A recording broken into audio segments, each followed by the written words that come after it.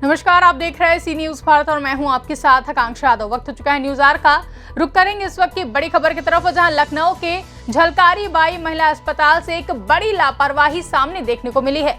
इसका उजागर तब हुआ जब राज्य महिला आयोग के अध्यक्ष विमला बाथम अस्पताल का निरीक्षण करने पहुंची। अध्यक्ष के निरीक्षण के दौरान लखनऊ निवासी एक तीमरदार ने शिकायत करते हुए बताया कि यहां पर ट्रेनिंग नर्स को ड्यूटी पर लगाया गया है, जिसके द्वारा उनके मरीज को गलत इंजेक्शन लगा दी गई, जो कि सभी दवा शरीर में न जाकर बाहर बह गई है और उनकी स्थिति गंभीर हो गई है।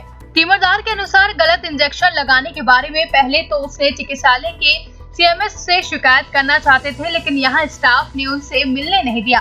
इसके बाद गलत इंजेक्शन लगाने का आयोग के अध्यक्ष से शिकायत की है। निरीक्षण के दौरान आयोग के अध्यक्ष ने शिकायत को सुनते ही कहा कि यह बड़ी लापरवाही है।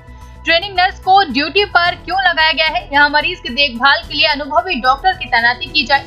महिला आयोग के अध्यक्ष तीमरदार की बात सुनने के बाद तीमरदार को भरोसा दिलाते हुए कहा कि यह बहुत ही गंभीर मामला है, इसकी जांच अवश्य होगी और अगर किसी प्रकार की लापरवाही पाई गई तो कार्रवाई भी की जाएगी। मैम, आप निरीक्षण करने यहाँ पर पहुँची हैं, अभी तक निकल कर सामने आया, कैसी व्यवस्थाएं अस्पताल में मिली है?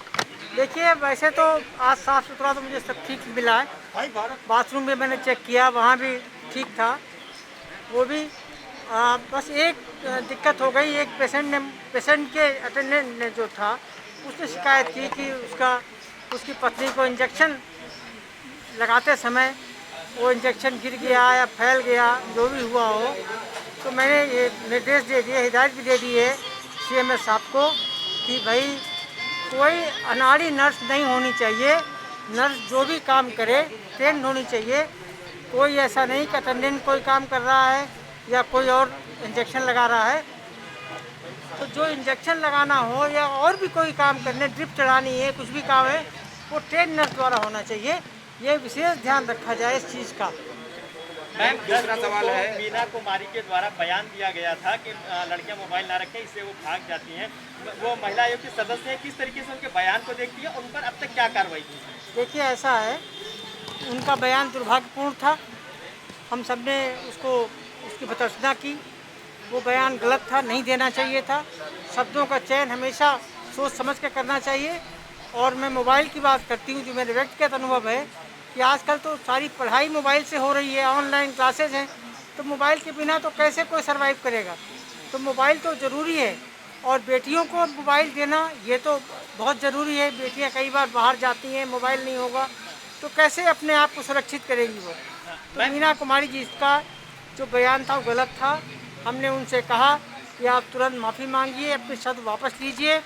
उन्होंने शब्द वापस लिए, माफ़ी मांगी अपने कथन के लिए और उन्होंने सफाई अपनी दी है कि उस दिन जो वो केस देख रही थी, उन केसेस में कोई मोबाइल का केस आया था उनके पास। कोई पेरेंट्स शिकायत कर रहे थे कि लड़की मोबाइल की वजह से, जो भी हो उनका कोई ऐसा एक सवाल और डिफरेंस था। 1 मिनट में बता रही हूँ। तो कह रही वो उस वजह से मेरे दिमाग में वो मोबाइल रहा और गलती से निकल गया मुँह से। मैम, एक सवाल है, उत्तर प्रदेश में 2 लोगों को गिरफ्तार किया गया, जहांगीर और उमर को। उनके ऊपर आरोप है कि 1000 लोगों का धर्मांतरण कराया गया, सैकड़ों महिलाएं उसमें शामिल हैं। क्या महिला आयोग प्रयास करेगा उनको अपने वापस धर्म में लाने का? क्या सहायता उन महिलाओं को की जाएगी? देखिए, महिलाओं को बाकी इस समय जो है धर्मांतरण तो वैसे भी गैर कानूनी है, कानून बन चुका है। तो धर्मांतरण तो किसी तरह से भी ठीक नहीं है। और अगर जो धर्मांतरण जिनका हो गया है, हमारी कोशिश रहेगी अगर वो महिला है उसको अपने दोबारा पुनः अपने जहाँ से वो गई थी वहाँ फिर दोबारा आ जाए उसी धर्म में वापस। मैम, एक आखिरी सवाल है, पिछले साल आपने निरीक्षण किया था तो यहाँ पर पार्किंग की व्यवस्था को लेकर कहा था इसके लिए पूरी व्यवस्था कराई जाएगी। अभी तक कुछ हुआ नहीं है, सारी समस्या पार्किंग नहीं हो सकती क्योंकि सड़क है और सड़क पे आम जनता चलती है। आम जनता को तो हम कुछ नहीं कह सकते और वो जाएंगे कहाँ, रास्ता वही निकलने का है। तो ये दिक्कत तो है यहाँ पर।